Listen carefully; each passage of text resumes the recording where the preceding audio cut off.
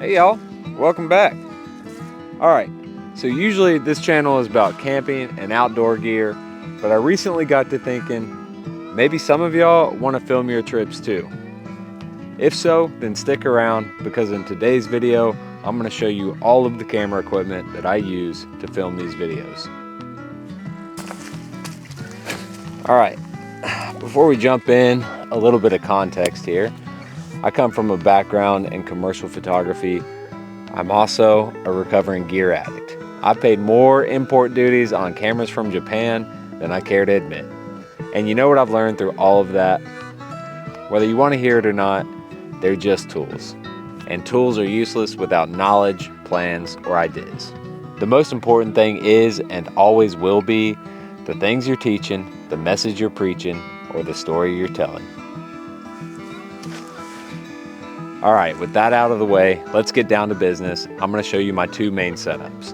For the sake of clarity, I'm going to refer to these as the Basecamp Rig, which is what I use like 90% of the time, and then the backpacking rig, which is what I use when I need something a little lighter, more nimble, maybe less obtrusive. Okay, now both of these rigs are built around my Sony a7 IV body. Photos, videos, it does not matter. It can do it all. And having used the previous iterations, I have to say my favorite thing about the a7 IV is the ergonomics. It's got the larger grip and I love the button placement. Then again, I could just be used to it.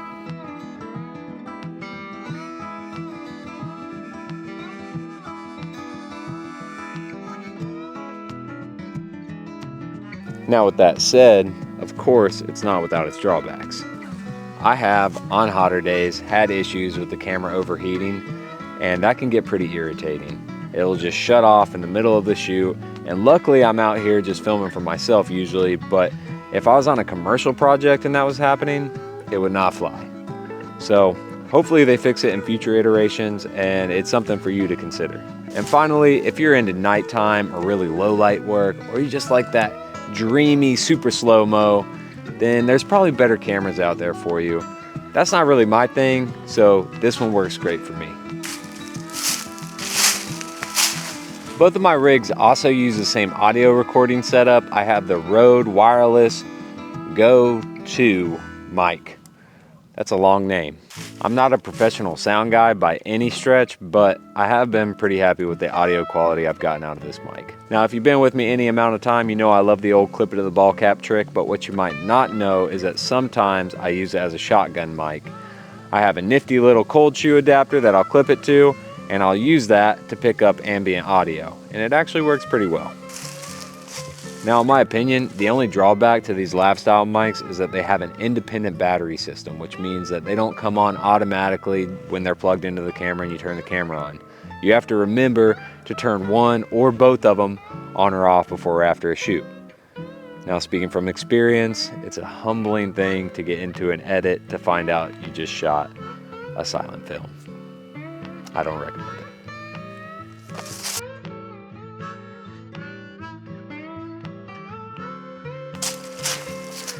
Now, here's where the kits start to change. On the Basecamp rig, I have the Sigma 24-70 f2.8 Mark II. This lens is an absolute killer. It's got all your bread and butter focal lengths, it's sharp enough to cut wood, the autofocus is out of this world, and frankly, the only reason it doesn't stay on my camera 100% of the time is because it is a little bit bulky and heavy. And I don't even mean a lot, I mean a little.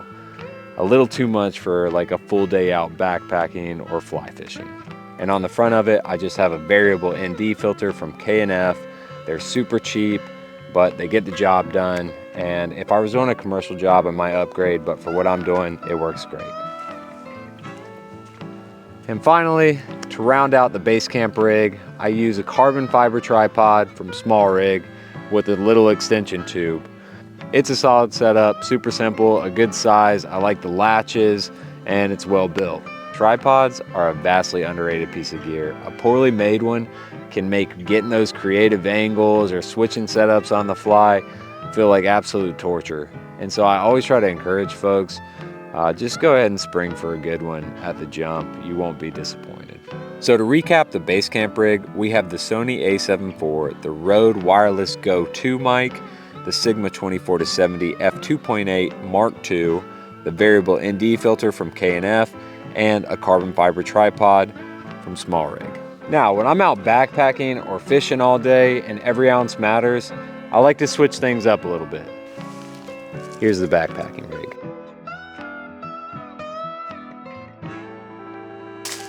For it, I use a Sony 28-60 f4 to 5.6. Sony claims it's the smallest zoom lens on the market, and I don't know if it actually is, but it's real small. And my neck thanks them for that. The trade-off is a slower aperture, so it's not going to be great in low light, and you're not going to be able to isolate your subject matter with a super shallow depth of field, but it makes up for it with the size and portability. And I can also tell you that there's no compromise in terms of sharpness or autofocus. And again, on the front of it, I'm using a variable ND filter from K&F. I also swap out tripods. I found this one from a brand called Aoka on Amazon. It's a 1-pound wonder, small, compact, and while it's not full height, it still helps me get creative angles. That said, I wouldn't trust it to hold my heavier rig, but for this setup, it's a rock star.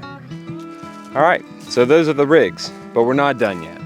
I want to point out one other piece of critical gear that I don't think a lot of people mention when they're talking about camera equipment: the computer. Consumer cameras today shoot ridiculously high quality footage, but in order to turn that footage into something enjoyable to watch, you're going to need a computer that can handle those files. This is really important, and I think it needs to be considered in everyone's budget. Mine is a 14-inch MacBook Pro with an M3 Pro chip. You also need hard drives, a memory card, and a way to edit your videos. I pay for Adobe Premiere, but there are free programs out there. Finally, to keep all this gear organized, clean, and safe, I use a Nanook 915 hard case, which I love because it also fits my computer. All right, so here's the deal. All this stuff comes with a big price tag and a steep learning curve. So before you go fill up an Amazon shopping cart and make a bunch of impulse purchases, take a beat.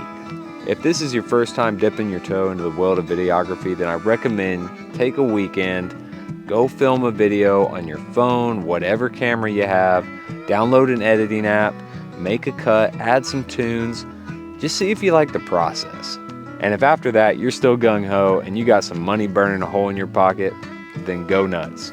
I just don't want anybody to go out and buy a bunch of gear though that's going to sit on a shelf and collect dust. Alright y'all, I do hope this has been helpful for you, and if you have any questions, feel free to comment below and I'll do my best to help you out. And as always, if you liked it, like it, and if you really liked it, come along for the ride. I got a lot more videos headed your way. I'll see you next time.